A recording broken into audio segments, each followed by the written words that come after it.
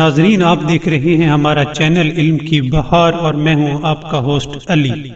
ناظرین، ایک دفعہ کا ذکر ہے کہ امام جعفر صادق علیہ السلام لوگوں سے مخاطب ہوئے اور فرمایا، اے لوگوں میری بات غور سے سنو۔ ستو اللہ تعالیٰ کی وحی کے مطابق تیار کیا گیا ہے۔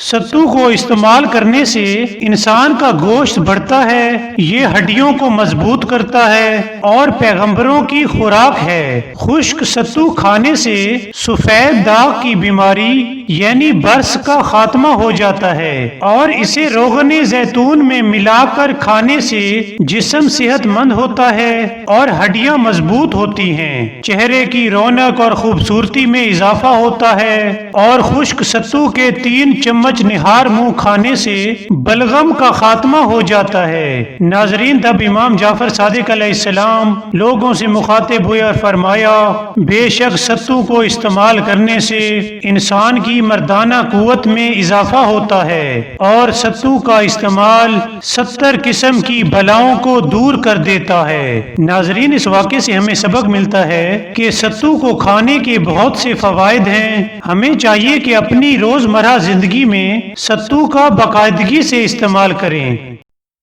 ناظرین، اگر آپ کو ہماری ویڈیو پسند آئی ہو تو سبسکرائب کرنا مت بھولیے گا۔ Thank you.